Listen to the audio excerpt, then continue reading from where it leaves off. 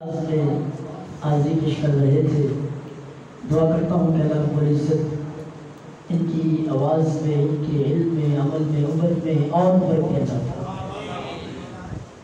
حضرت حسان بن ثابت رضی اللہ تعالیٰ عنہ آپ کریم آقا علیہ السلام کا حسن بیان کرتے ہوئے فرماتے ہیں کہ وَأَحْسَنُ مِنْكَ لَمْ تَرَقَتْ عَيْنِي وَأَجْمَلُ مِنْكَ لَمْ تَلِدِ النِّسَاءُ. وہ شاکی نے کہا تھا نا کہ شاکی نے آج کوئی ناتا نویاں نہیں پڑھی ہاں ناتا دے پڑھتا ہے نبی دا حسان ہے کہ سارا جانتا جہان ہے.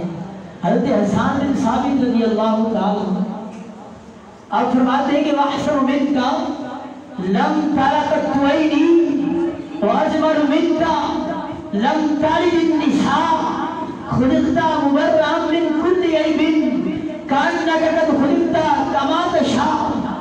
حضرت حسان بن ثابت رضی اللہ تعالیٰ کریم آقا علیہ السلام کی بارگاہ میں عرض کرتے ہیں کہ یا رسول اللہ آپ کو رب کائنات نے اتنا حسین و جلیل بنایا ہے کہ آج تک میری آنکھ نے آپ جیسا حسین و جلیل دیکھا ہی نہیں ہے.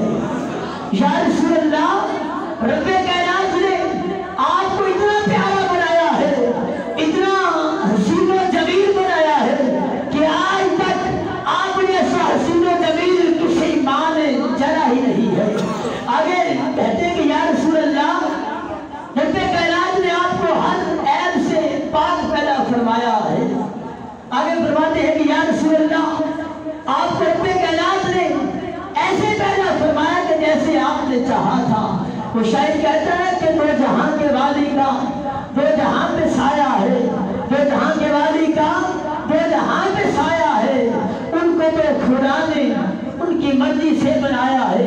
پھر مجھے کہنے دیجئے کہ جب حسن تھا ان کا جلوہ نما، جب حسن تھا ان کا جلوہ نما، انوار کا عالم کیا ہوگا.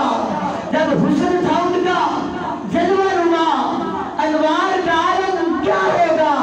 ہر کوئی فدا ہے بن دیکھے دیدار کا عالم کیا ہوگا. ہر کوئی فدا ہے بن دیکھے دیدار کا عالم کیا ہوگا. اب تشریف لاتے ہیں جناب انتہائی ادب سے پولیس حضرت علامہ مولانا محمد شہزاد رضا عطاری صاحب معاینہ اپنے ملفوظات سے ہمارے سینوں کو روشن فرمائیں. ان کا استقبال ناروں کی حدود میں کیجیے. نعرہ تکبیر، نعرہ رسالت، نعرہ